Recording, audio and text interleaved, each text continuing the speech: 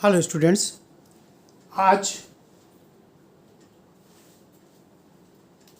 General management के जो principles थे वो मैंने 2 वीडियो में बना करके आपके पास भेज दिया है, जिसको कि मिस्टर F.W. टेलर ने अपने 14 के 14 पॉइंट्स में बहुत अच्छे ढंग से उन्होंने बताने की कोशिश किया है और उन्हीं के बताए हुए चीज़ों को बहुत ही सरल शब्दों में मैंने आपके पास दे दिया। जैसा कि आपको स्टूडेंट्स पता है कि बदलाव या चेंज हमेशा होता रहता है, कभी बहुत तेजी से कभी धीमे, लेकिन ये कहिए कि बदलाव या चेंज कभी रुक सकता है, न कभी रुका है न कभी रुकेगा। ठीक उसी तरह से जब भी कोई बदलाव या चेंज होता है तो बहुत सी नई चीजें हमारे आपके जिंदगी में आती हैं, छोटी से छोटी बड़ी से बड़ी। और ये बदलाव स्टूडेंट्स जब तक ये पृथ्वी रहेगी तब तक होता रहेगा, जिसको कहते हैं कि change is a continuous process. जब भी कोई बदलाव होता है तब कुछ चीजें जो आज की जरूरत है उनको खोज करके लागू करने की कोशिश की जाती है, जिससे कि ज्यादा से ज्यादा लोगों को फायदा पहुंच सके या उसका वो लाभ ले सके। ठीक इसी तरह से स्टूडेंट्स, जब principle of management mister F.W. Taylor ने बनाया तो जब प्रिंसिपल ऑफ मैनेजमेंट जिसको कि जनरल प्रिंसिपल ऑफ मैनेजमेंट कहते हैं, जिसको कि हेनरी फ्योल ने बनाया, उसके बाद मिस्टर F.W. टेलर साहब ने उसमें कुछ सुधार किया, जो कि उस समय जिस समय बना होगा जनरल प्रिंसिपल, उस समय बहुत अच्छा रहा होगा। कुछ वक्त के साथ, कुछ समय के साथ उसमें बदलाव करने की जरूरत पड़ी। इसी बदलाव को करके मिस्टर F.W. टेलर ने अपना एक मैनेजमेंट दिया, जिसको कहा गया साइंटिफिक प्रिंसिपल्स ऑफ मैनेजमेंट। इन्होंने अपने पूरे के पूरे मैनेजमेंट की थियरी को 2 पार्ट में हमको आपको बताने की कोशिश किया है और इंप्लीमेंट करने की कोशिश किया है। एक तो ये 4 पॉइंट है जिसको प्रिंसिपल ऑफ मैनेजमेंट कहते हैं, जो कि आज हम आपको पूरे अच्छे ढंग से बता देंगे। इसका दूसरा पॉइंट आता है students, technique of scientific management. तो आज सबसे पहले ये 4 पॉइंट हम लोग लेते हैं, जो कि आपके इस बोर्ड पर लिखा हुआ है, जिसको कि मिस्टर F.W. टेलर ने कहा है। जैसा मैंने अपने पहले वीडियो में इसके मैनेजमेंट के बताया था, हेनरी फ्योल को father of general principle of management के नाम से जाना जाता है। ठीक उसी तरह से मिस्टर F.W. टेलर को father of scientific principle of management के नाम से जाना जाता है। तो ये चीज अपने पास आप लोग रखे रहिएगा कि father of general principles of management कौन है और साइंटिफिक प्रिंसिपल ऑफ मैनेजमेंट कौन है। तो मिस्टर F.W. टेलर साहब ने सबसे पहले बताया science not rule of thumb. बहुत सिंपल से वर्ड में हम आपको एक्सप्लेन करके इसको बता दे रहे हैं। अब ये होगा कैसे स्टूडेंट्स? जो भी सिचुएशन है, जो भी स्थिति परिस्थिति है, उसको आज के वातावरण के हिसाब से एनालाइज किया जाएगा, इन्वेस्टिगेट किया जाएगा। और इन्वेस्टिगेट करने का तरीका क्या होगा? साइंटिफिक मेथड, क्योंकि आज उसको हमको पाना है और पाने के बाद उसको इंप्लीमेंट करना है। तो साइंटिफिक मेथड के बेस पर पूरा का पूरा इन्वेस्टिगेशन किया जाएगा, पूरी की पूरी स्टडी की जाएगी। जब पूरा इन्वेस्टिगेशन किया जाएगा स्टूडेंट्स, तो कंफर्म है कि सारी चीजें सही होने के बावजूद भी कुछ न कुछ बदलाव की जरूरत आ जाएगी। कल दूसरा बदलाव होगा, फ्यूचर में और बदलाव आएंगे। तो बदलाव अब क्या है, इसको पाने की कोशिश किया जाएगा कि कैसे डेवलपमेंट का रास्ता तेजी से आगे किया जाए और नई नई चीजें उसमें आती चली जाए। जिस एरा में आप लोग स्टूडेंट हो, आप लोग खुद देखिए कि कितनी नई नई चीजें बहुत तेजी से आपके एजुकेशन में आ रही है। ठीक इसी तरह से सभी जगह पर नई नई चीजें आ रही हैं। आज का दैनिक जागरण उठा करके पढ़िए स्टूडेंट्स, बैंक एक स्टेप्स लेने जा रहा है और वो स्टेप है पूरा का पूरा इलेक्ट्रॉनिक बेस्ड। जैसे एटीएम मशीन होती है, शायद इसी टाइप की कोई मशीन इंस्टॉल कर दी जाएगी। वहां पर कोई आदमी नहीं रहेगा, कभी भी किसी भी समय। एकदम साफ साफ आज के पेपर में लिखा है 24 मल्टीप्लाइड बाई 7, 24 घंटा 7 दिन आप अपने काम को कर सकते हैं और पक्का ये आ जाएगा। तो स्टूडेंट डेवलपमेंट तो हर जगह है। आपको देखिए ऑटोमोबाइल इलेक्ट्रॉनिक बेस्ड आ गई, इलेक्ट्रिक बेस्ड आ गई। इसी तरह से स्टूडेंट सब जगह बड़ी तेजी से बदलाव हो रहा है। लेकिन उस बदलाव को करने से पहले पूरा का पूरा उसका इन्वेस्टिगेशन किया जाएगा, पूरी की पूरी इसकी इंक्वायरी की जाएगी कि इसको जो भी बदलाव आ रहा है जिससे हम आगे तेजी से डेवलप कर सकते हैं, क्या ये समाज के लिए सही है। ये एक्सपर्ट कमेटी करती है जो उस सब्जेक्ट मैटर का एक्सपर्ट होगा। जब वो लोग अपनी रिसर्च पूरी करेंगे तो कुछ न कुछ उनको बदलाव का एक सॉलिड बेस मिलेगा और उसी सॉलिड बेस को आज के दौर में इंप्लीमेंट करना है।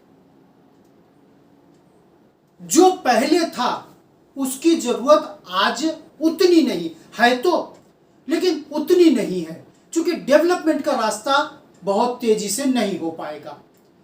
तो उस चीज को हटा करके जो प्लेस वैकेंट या खाली बचेगा वहीं पर यह डेवलपमेंट का प्रोसेस लागू किया जाएगा, वहीं पर यह नया कॉन्सेप्ट लागू किया जाएगा। और इसी काम को मिस्टर FW टेलर ने कहा science not rule of thumb. अब इससे डेवलपमेंट बहुत तेजी से हो जाएगा। स्टूडेंट मैं अपना आपका बताऊं, बहुत ज्यादा नहीं है। जब मैं आपकी तरह स्टूडेंट था या थोड़ा आपसे बड़ा था तो स्कूटर बहुत ज्यादा संख्या में थी, बहुत कंपनियों की। धीरे धीरे स्कूटर कम होती चली गई। अब स्कूटर की जगह ऑटोमोबाइल ने बाइक का ले लिया। अब स्कूटर करीब करीब सब जगह से खत्म हो गई। आप खुद देखिए ऑटोमोबाइल के एक एक अच्छे से अच्छे मॉडल, अच्छे से अच्छे इंजन पर डे डेवलपमेंट के प्रोसेस में है। यही चीज स्टूडेंट मिस्टर टेलर बता रहे हैं, science not rule of thumb. Second आता है harmony not discord. Mister Taylor इसको करने के लिए मैनेजमेंट और वर्कर एम्प्लॉय के बीच में एक प्रॉपर रिलेशन की एडवाइस करते हैं, एक प्रॉपर रिलेशन के बारे में बताते हैं। क्योंकि बिना दोनों के ऐसा कहिए सिर्फ मैनेजमेंट पूरा काम कर लेगा, इम्पॉसिबल। ऐसा कहिए सिर्फ वर्कर ही पूरा काम कर लेगा, यह भी इम्पॉसिबल है। लेकिन दिक्कत यह आती है स्टूडेंट्स कि वर्कर सोचता है कि हम सही, मैनेजमेंट सोचते हैं कि हम सही। इन्हीं दोनों के बीच में इसी चीज को लेकर के अक्सर तकरार बनी रहती है और कभी कभी यह तकरार बड़ी विशाल हो जाती है, विकराल हो जाती है, जो कि स्ट्राइक तालाबंदी में तक में कन्वर्ट हो जाती है, जैसा कि आज आप लोग रोज का रोज देख रहे हो। आजकल तो स्ट्राइक तालाबंदी तुरंत होना शुरू हो जाता है। क्यों होता है वो तो अलग की बात है, वो सिचुएशन अलग है, हम वहां नहीं जाना चाहते। तो यहां पर मिस्टर टेलर बताते हैं कि मैनेजमेंट और वर्कर दोनों को एक दूसरे की अहमियत समझना पड़ेगा कि बिना दोनों के किसी भी तरह का मैनेजमेंट में वो ऑर्गेनाइजेशन में काम नहीं हो सकता। एक सिंपल सा एग्जांपल बताते हैं स्टूडेंट्स। वर्कर एम्प्लॉय सोचते हैं कि हमारा रिम्यूनरेशन कम है। कंफर्म जब ये बातें दिमाग में आएंगी, हो सकता है कम हो, ये भी पॉसिबिलिटी हो सकती है, लेकिन जब ये बातें दिमाग में आएगी तो काम करने में, अच्छा काम करने में मन शायद नहीं लगेगा। मैनेजमेंट क्या सोचता है कि वर्कर और एम्प्लॉय अपना पूरा एटीट्यूड, पूरा ध्यान, पूरी कैपेबिलिटी प्रोडक्शन में नहीं लगा रहे हैं, दोनों निगेटिव हो गए। अब जो दोनों लोग निगेटिव होंगे तो ये जो दरार होगी वो बढ़ती धीरे धीरे धीरे धीरे चली जाएगी, और जब दरार धीरे धीरे बढ़ेगी तो कंफर्म कोऑपरेशन का कॉन्सेप्ट ही खत्म हो जाएगा। और in absence of coordination and cooperation not a single positive steps can be taken in any type of organization। इसी चीज को मिस्टर टेलर बताते हैं कि दोनों लोगों को, चाहे वो मैनेजमेंट हो चाहे वर्कर एम्प्लॉय हो, एक दूसरे का सहयोग, एक दूसरे का सामंजस्य करना पड़ेगा, एक दूसरे की अहमियत समझना पड़ेगा। बिना एक दूसरे की अहमियत को समझे न तो वर्कर, न तो एम्प्लॉय, न तो ये आपके मैनेजमेंट काम हो सकता है। इसमें आपकी जो भी जेन्युइन प्रॉब्लम है आप अपना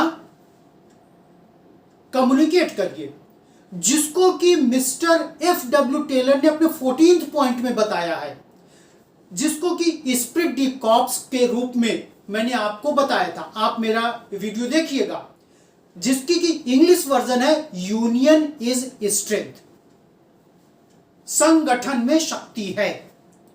तो आप खूब आसानी से अपने प्रॉब्लम को, अपने डाउट को आप कम्युनिकेट करिए। कम्युनिकेट करने का तरीका अलग होना चाहिए, जैसा कि स्टूडेंट अक्सर जापान में देखा जाता है,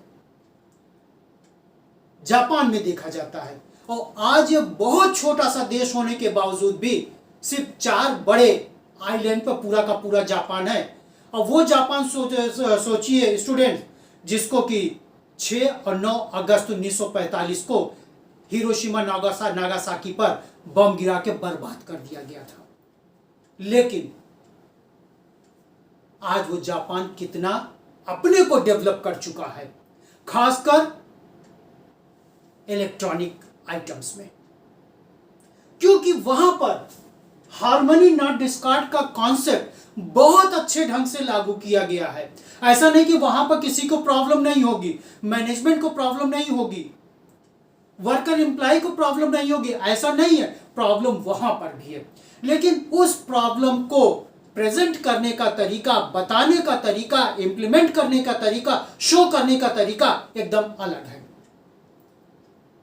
वहां पर होता क्या है, वर्कर एम्प्लॉय काम तो करेंगे, हाथ में अपने काली पट्टी बांधेंगे, अपने वर्किंग प्लेस पर जाएंगे, फैक्ट्री हुआ, ऑर्गेनाइजेशन हुआ, जो भी हुआ वहां जाएंगे। सपोज करिए प्रोडक्शन प्लेस है, सपोज करिए प्रोडक्शन प्लेस है, प्रोडक्शन भी करेंगे, ऐसी बात नहीं प्रोडक्शन नहीं करेंगे, लेकिन प्रोडक्शन इनकम्प्लीट करेंगे। जैसे सपोज करिए शूज कंपनी है, उस कंपनी में वर्कर एम्प्लॉय अपना काम करेंगे, एक ही पैर का जूता वो लोग बनाएंगे, दूसरे पैर का बनाएंगे ही नहीं, दूसरे पैर का बनाएंगे ही नहीं। तो क्या एक पैर का जूता या शू बाजार में बिकेगा? नहीं बिकेगा, नहीं बिकेगा। अब सोचिए कितने अच्छे ढंग से वो लोग अपनी बात को कम्युनिकेट कर रहे हैं।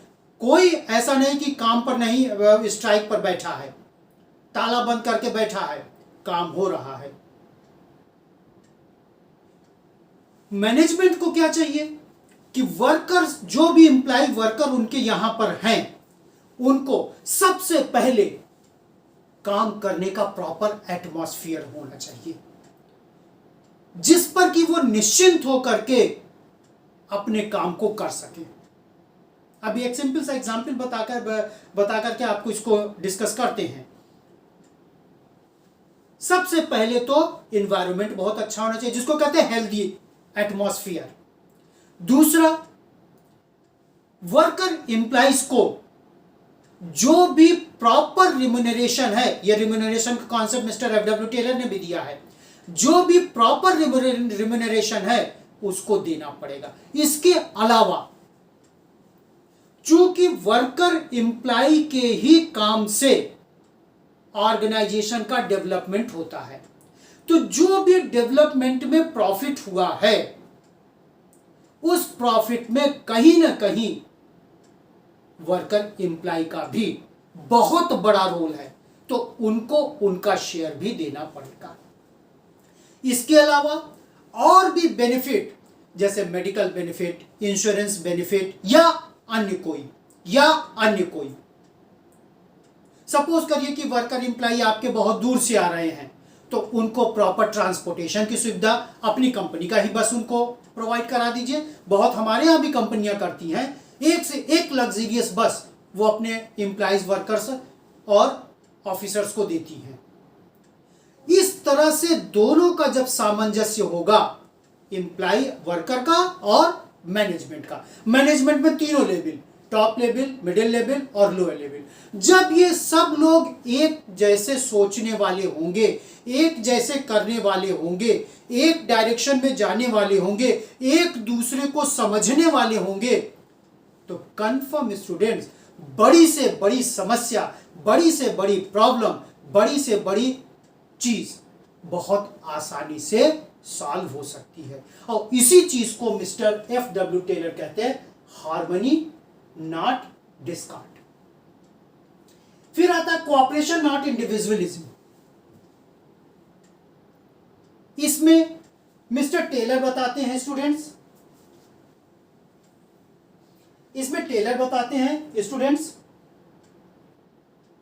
कि जिसको कहते हैं कि इंडिविजुअल, अकेलापन से कुछ नहीं होगा। यह कहिए कि अकेलेपन से कुछ हो जाए, कुछ नहीं होगा। हम आप चाहे जितने इंटेलिजेंट हो, कहीं ना कहीं हमको आपको किसी का सहारा, साथ लेना पड़ेगा। ठीक वही चीज स्टूडेंट्स यहां पर मिस्टर टेलर बताते हैं, आपस में कोऑपरेशन बहुत जरूरी है, और कोऑपरेशन से बड़ी समस्या का समाधान बहुत आसानी से निकाला जा सकता है। चाहे जितनी बड़ी समस्या हो, उसका समाधान बहुत आसानी से निकाला जा सकता है। इसी को मिस्टर टेलर कहते हैं कोऑपरेशन नॉट इंडिविजुअलिज्म। चौथा उनका, चूंकि 4 ही पॉइंट में उन्होंने अपने मैनेजमेंट को बताया, प्रिंसिपल को, चौथा है development of workers to their great efficiency and prosperity. इसमें उन्होंने मैनेजमेंट को ऊपर ज्यादा जोर दिया है। मैनेजमेंट की जिम्मेदारी बनती है, रिस्पॉन्सिबिलिटी बनती है कि सबसे पहले जितने भी एम्प्लॉय वर्कर हैं उनको वो मोटिवेट करें, क्योंकि मोटिवेशन एक ऐसा टूल है, मोटिवेशन एक ऐसी थियोरी है, मोटिवेशन एक ऐसा प्रोसेस है कि न काम करने वाला भी काम करने के लिए तैयार हो जाता है, और जो काम करने वाला है अगर उसको मोटिवेशन मिल जाए तब तो शायद, जिसको कहते सोने पर सुहागा हो जाएगा। ठीक वही चीज यहां पर मिस्टर टेलर बताते हैं कि मैनेजमेंट को हर एम्प्लॉय और हर वर्कर को मोटिवेट करना पड़ेगा, कभी ग्रुप में, कभी इंडिविजुअल।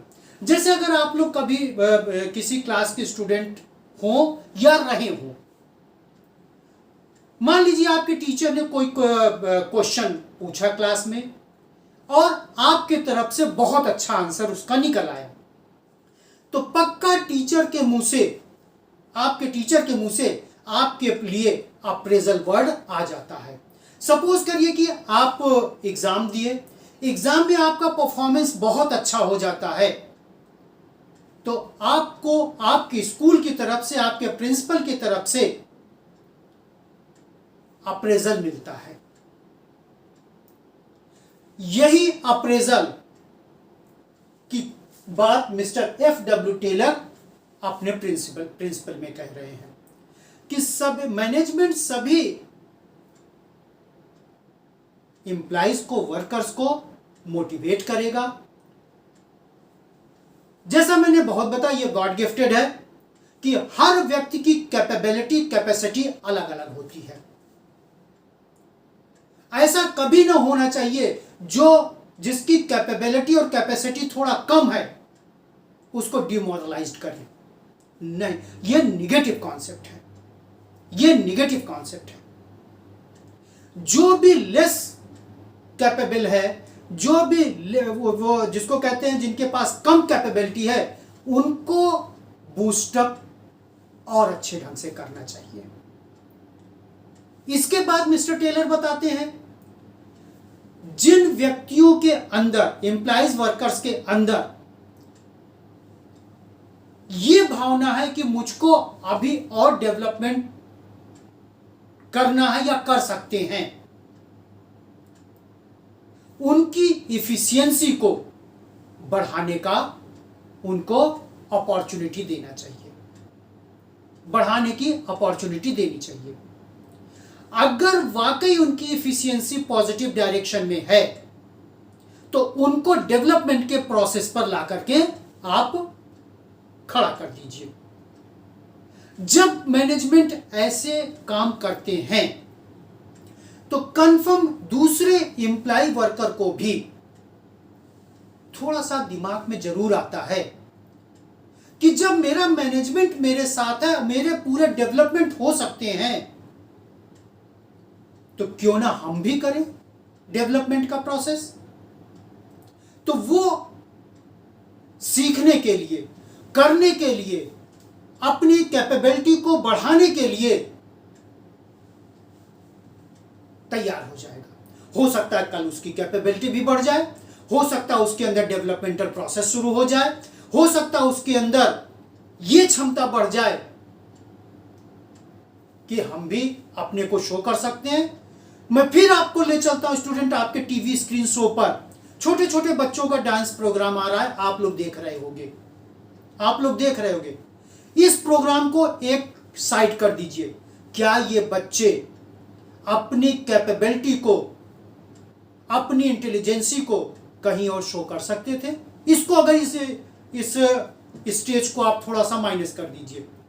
चूंकि स्टेज आया, इस स्टेज के आने के बाद आप खुद देख लीजिए कि कितने अच्छे से अच्छे, छोटे से छोटे बच्चे, कभी कभी तो देख के ताजुब लगता है, 7 साल 8 साल 9 साल का बच्चा, चाहे वो गर्ल चाइल्ड हो चाहे बॉयज चाइल्ड हो, कितना अच्छा परफॉर्मेंस कर रहा है कि जजेस के मुंह से भी निकल आता है उनके अप्रेजल के वर्ड।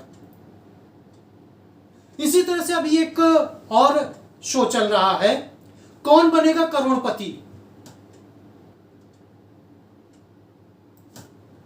इसमें आपको अपनी कैपेबिलिटी, आपको अपने को बूस्टअप करने के लिए, आपको अपने मेंटल स्टेटस को बढ़ाने का पूरा मौका मिलता है। जो हॉट सीट पे बैठते हैं, 1 आउट ऑफ 10 कॉन्टेस्टेंट होते हैं फास्टेस्ट फिंगर फर्स्ट में, सब कैपेबल है और सब सही जवाब देते हैं। ऐसा नहीं कि कोई एक आध छोड़ दीजिए, सही जवाब देते हैं। उन 10 में जो सबसे ज्यादा कैपेबल होता है वो हॉट सीट पर आता है। लेकिन अभी वो कंप्लीट कैपेबल तो कोई नहीं हो सकता है अलमाइटी के अलावा। जब वो हॉट सीट पर आता है तो किसी न किसी प्रश्न में वो भी अटक जाता है।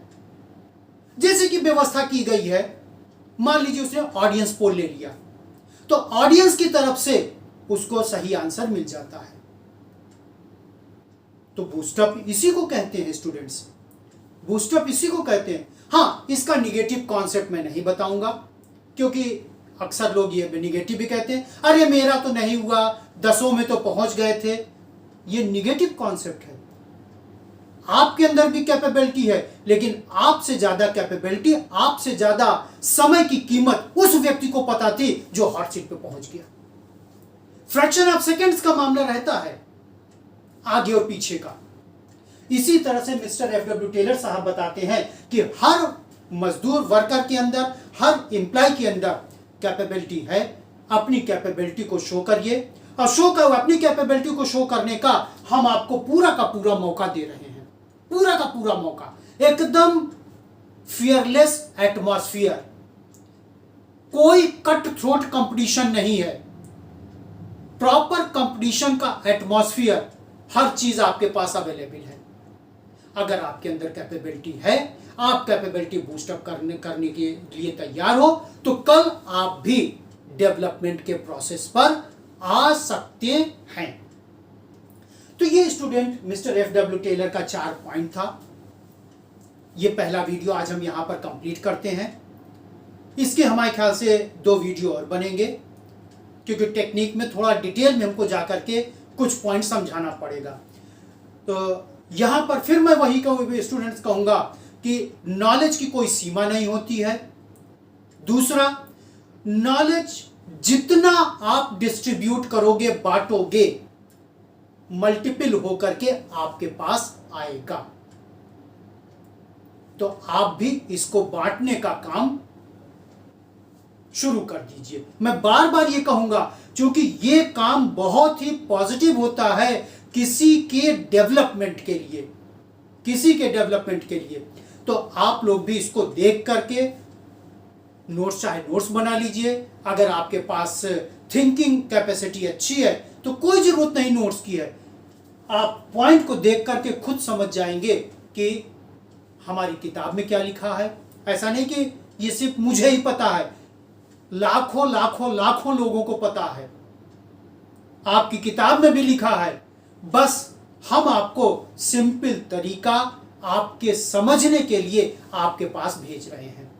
और स्टूडेंट्स या जितने भी व्यूअर्स हैं, देख करके इसको आप लोग अपने दोस्तों या परिचितों को भी भेज दीजिए, और लाइक सब्सक्राइब तो कर ही दीजिएगा, जिससे कि कमेंट जरूर करिएगा, जिससे कि मुझको पता चल सके कि मैं अपने व्यूअर्स को और क्या दे सकता हूं। Thank you my students.